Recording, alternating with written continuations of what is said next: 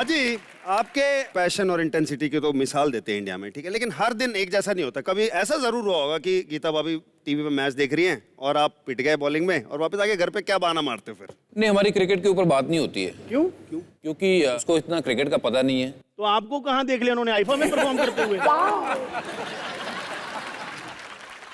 लेकिन ताज्जुब है कि गीता भाभी को क्रिकेट में उतना इंटरेस्ट नहीं है, लेकिन हमें हैरानी बिल्कुल भी नहीं, क्योंकि हमें कहानी पता है। एक्चुअली वो हुआ ऐसा था कि आईपीएल जब शुरू हुई थी, पहला ही साल था, मैंने ऐसे ही चांस लिया, पूछ लेता हूँ कि टिकट चाहिए, would you like to come for the game. वो कहती लेट मी थिंक। तो 2 घंटे बाद मैसेज आता है कि या I would need couple of tickets. मैंने कहा ठीक है, मैंने कहा बात बन गई। तो ड्राइवर आया टिकट लेने, मैंने कहा ठीक है ये ले जाओ। मैं पूरा दिन मैच जब चलता रहा, मैं देखता रहा स्टैंड में, मैंने कहा यार नज़र तो नहीं आ रही कहीं। बाद में जब पता चला तो वो ड्राइवर मैच देखने आया हुआ था, और जो पासिस थे वो इतने अच्छे थे, और ड्राइवर की तो चांदी हो गई, वो उसकी मौज लग गई, बट उसमें मेरा कांड हो गया। बट एनी हाउ फिर वो पास एक फिर भी जरिया जरूर बना, क्योंकि उसको लगता था अब इसने मुझे फेवर की है तो इसको एक बार मिल लेती हूँ चाय या कॉफ़ी पे। बट एक बार फिर जब कोई शेर के मुंह में खून लग जाए तो फिर बच के कोई नहीं गया। कॉफ़ी पे मिले थे, फिर उसके बाद मुलाकातें जो है वो बढ़ती गई, और आज ऑफ कोर्स 2 साल हो गए शादी हुए, तो it's been a great journey. एक बार क्रिकेट का पास आप दोनों को पास ले आया बिल्कुल। तो एक बताओ, ज्यादातर क्रिकेटर्स ने कसम खाई होती है कि शादी करूंगा तो फिल्मी लड़की से करूंगा, नहीं तो नहीं करूंगा। डेफिनेटली ये दोनों ऐसी फील्ड हैं, अट्रैक्ट जरूर करती हैं। चाहे वो यूवी की बात करूं या मैं अभी ज़हीर की शादी हो रही है सागरिका के साथ, तो विराट का मुझे अभी पता नहीं है कि आगे शादी कब कर रहा है, और मैं ज़रीन कोशिश करूंगा कि हमारे जो सिंगल लड़के हैं अभी युजवेंद्र चाहल वगैरह से मैं बात करके देखता हूँ। नहीं थैंक यू। अभी उससे बड़ा मुर्गा बिरयानी में डाल के खा जाती हैं ये।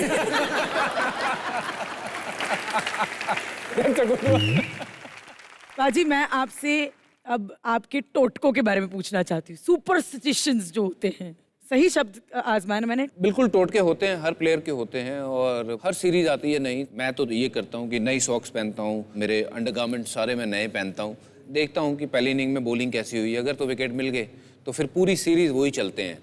ऐसे ही एक वो सीरीज 2001 की, उसमें मैंने नई सॉक्स और अंडरवेयर जो था वो नया पहना था, और वो अस्क्यूरो है यार। आप लोग नहीं पहनते हो क्या?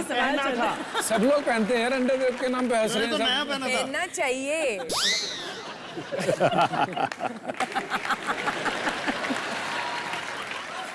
जी बाजी। तो मैंने पहली इनिंग में 4 विकेट लिए मुंबई में, अगले मैच में मैंने कहा यही पहनते हैं। अगली इनिंग में 6 विकेट लिए, सेकंड इनिंग में 7 लिए। मैंने कहा यार ये सॉक्स और अंडरवेयर का कमाल है। मैं बॉलिंग तो खैर जो हो रही है वही हो रही है। तो अगले मैच में मैंने फिर पहने, फिर मैंने लिए 8 और 7 विकेट, 15 विकेट, मतलब 3 मैच में 32 विकेट ले लिए। तो सीरीज़ ख़त्म होने के बाद देखा मैंने, जब पहले स्पाइक्स निकाला तो यहाँ से छेद था बहुत बड़ा, और बाकी की मैं बात नहीं बताऊँगा और कहाँ छेद थे। तो ऐसे बहुत से प्लेयर हैं। सनत जयसूर्या, उसका एक अजीब ही तरीके का टोटका है, वो इधर उधर ही पता नहीं क्या क्या करता रहता था, बैट इधर उधर मारता था। रोशन महानामा थे, वो बैट को फूंक मारता रहता था। और सचिन लेफ्ट पैड ही पहले पहनते हैं। वीवीएस लक्ष्मण बैटिंग करने से पहले शावर उनको लेना ही लेना है और एक एप्पल खाना ही खाना है। तो ऐसे हर प्लेयर के छोटे छोटे टोटके हैं। हमारे भी यहाँ कलर चैनल वाले बड़े टोटके करते रहते हैं। इन्होंने भी जोशी को बुलाया था, पहले मलिश्का और रघु को एक साथ बिठाने वाले थे पाजी, फिर कहते यार एक साथ मत बिठाया, ऐसा लग रहा है तांत्रिक ने खोपड़ी पकड़ी हुई है।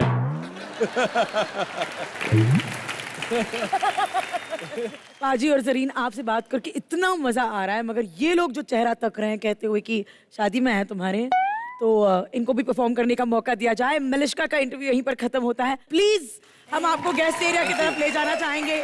थैंक यू सो मच बाजी। Ladies and gentleman, please welcome the queen of television, Mouni Roy. आज हमारा पहला शो है। We really want to know कि ये सेटअप देखो, इन थोबड़ों को देखो। सबसे पहले आके जो नोटिस की चीज वो है ये सेट, बहुत बहुत ज्यादा अच्छा है जी। Very very tastefully done, and मुझे लग नहीं रहा है मैं किसी शो पर आई हूँ। I can see few of my very close friends here, and घर का माहौल है, and it's a colors show। मैं ना बचपन से फॉलो किया आपको। अच्छा, मतलब इतना सा था तब से। क्या बात है। और एक बात फैक्ट है कि वेजिटेबल की दुनिया में आलू की सब्जी का और क्रिकेट की दुनिया में द ग्रेट भज्जी का कोई तोड़ नहीं।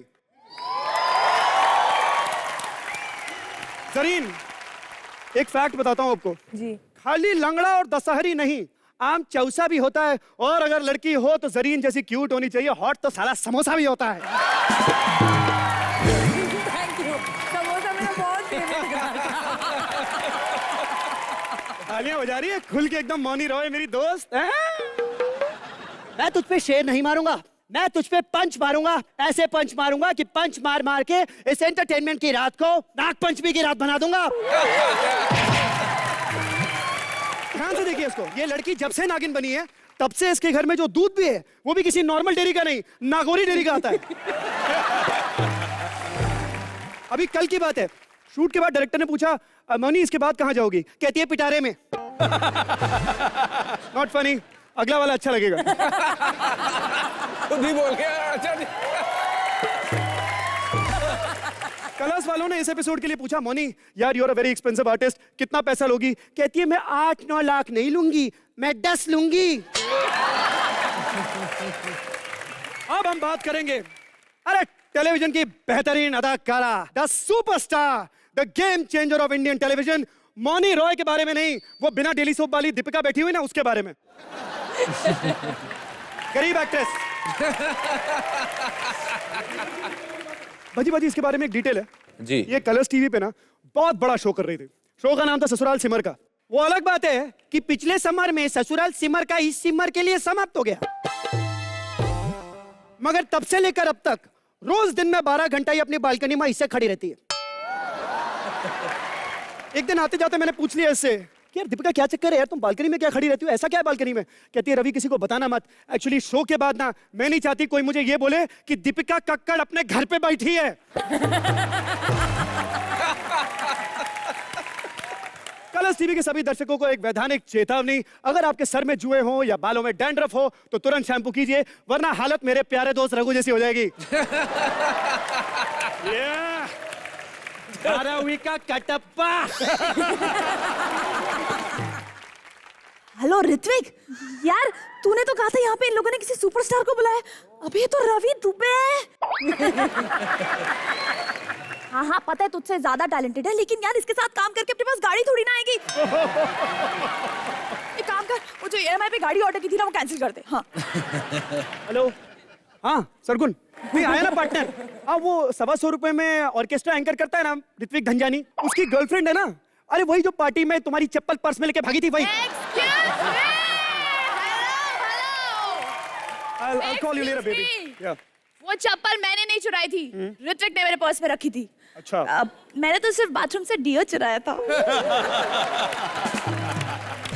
अगर चुराई लिया था तो लगा भी लेती। ये छोड़ो, ये बताओ आशा कि पहली बार टीवी पे आके कैसा लग रहा है? हेलो, मैं पहली बार नहीं टीवी पे बहुत बार आ चुकी हूँ। मैं टैलेंटेड बंदे के साथ आने की बात कर रहा था, फुल पावर।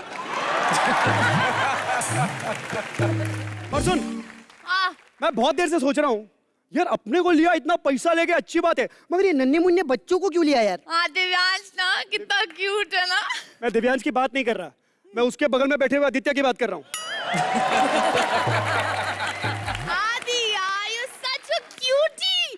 पता है जब तुम्हारी शापित फिल्म आई थी ना तो मैंने 10 दिन तक लगातार थिएटर में देखी थी। अबे सोच समझ के झूठ बोला कर समझी।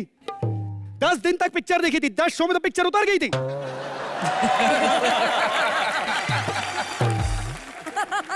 10 दिन चलती तो आदि यहाँ नहीं यहाँ बैठा होता। वो पिक्चर शापित नहीं थी, ये एक्टर शापित है। भज्जी बाजी, एक बार ही वेस्ट इंडीज को हराने के लिए भज्जी बाजी ने 6 पैक बनाए थे। फिर क्या, वेस्ट इंडीज मैच जीत गए, वो 6 पैक पी गए। हेलो ऋत्विक, हाँ वो जो एसी का ऑर्डर दिया था ना कैंसिल कर दे। गर्मी 2 महीने से एटीएम में सो रहे हैं ना, 2 महीने और सो जाएंगे। नहीं इससे एंटरटेन नहीं होने वाला, रहने दे। ये तो पागल है क्या? अरे मैं खानदानी एंटरटेनर हूँ, मेरे चाचा मौसा काका जीजा सब एंटरटेनर है। मेरे नाना के तो 10 बेटे थे। 10 बेटे? 10 बेटे। इतना जोर लगाएगी तो 2 और हो जाएंगे। हेलो ऋत्विक, यार एक काम कर, वो जो बेड ऑर्डर किया था ना वो भी कैंसिल कर दे। अरे तब से 50 लाइन बोल चुका यार, एक भी नहीं फूटी। हाँ सरगुन, हाँ नहीं हो गया यार, इसका देख लिया टैलेंट। एक लाइन नहीं बोल पाती, फंबल पे फंबल मार रही है, क्यूट क्यूट बोल के मेरे दिमाग की। हाँ वही। हेलो हेलो हेलो, हम बच्चे करेंगे आप सबको एंटरटेन, क्योंकि ना तूफानों की परवाह ना आंधियों से डरते हैं, बड़े बड़े सैलाब हमारे पांव पड़ते हैं। पर बच्चे अंकल, एंटरटेनमेंट के मामले में हम बच्चे सबके बाप हैं, बाप। क्या बात है? अगर हम बच्चे नहीं होते तो आप लोग इतने गंदे गंदे मुंह बना के किसे कहते? ले ले ले ले ले मेरे गुग्गू, मेरे मुग्गू, मेरे सैया। पर मुझे तो ना पेरेंट्स का समझ नहीं आता। पहले हमें कहते हैं कि बेटा कभी गंदी बात मत करना और कभी गंदी बात सुनना भी मत। बाद में जब मेहमान आते हैं तो यही कहते रहते हैं, चलो बेटा अंकल को गंदी बात पे डांस करके दिखाओ, चलो चलो। और जब हस्बैंड वाइफ में झगड़े होते हैं, हस्बैंड घर छोड़ने की धमकी देता है, तो हम वही बच्चे हैं जिनको आप सब आगे करके कहते हो, आपको आपके बच्चे की कसम, आप ऐसा कुछ नहीं करोगे। तो हम बच्चे जहाँ आप लोगों का इतना ख्याल रखते हैं, तो आपके एंटरटेनमेंट का भी ख्याल रखेंगे। ऐसे भज्जी पाजी, आप शादी के बाद हमसे पहली बार मिले हो, तो हमारा भी तो कोई फर्ज बनता है ना। हाँ जी बिल्कुल। आपका तो कोई नहीं, भाभी जी के साथ तो आप पहली बार आए हो, तो शगुन तो बनता है। ये लीजिए भाभी। भाभी बेची नहीं हूँ मैं। आप हैं? अरे नहीं यहाँ नहीं है। नहीं मना मत कीजिएगा। अबे दिव्यांश, ये भजी अंकल की वाइफ नहीं, जरीन खान है। अच्छा ये जरीन खान है? पापा ना इनकी पिक्चरें नहीं देखने देते। मुझे भी नहीं देखने देते यार। पापा कहते हैं कि एक तो जिंदगी में 2 नंबर का काम नहीं करना और 3 नंबर वाली फिल्म नहीं देखनी, और इनकी फिल्म के पीछे तो 3 नंबर लिखा हुआ था, हिट स्टोरी 3। यार अगर ये 3 नंबर का चक्कर सही में है तो हमें धूम 3 भी ना देखने देते। मुझे लगता है इनकी फिल्म में धूम 3 से ज्यादा फाइट वाइट होगी।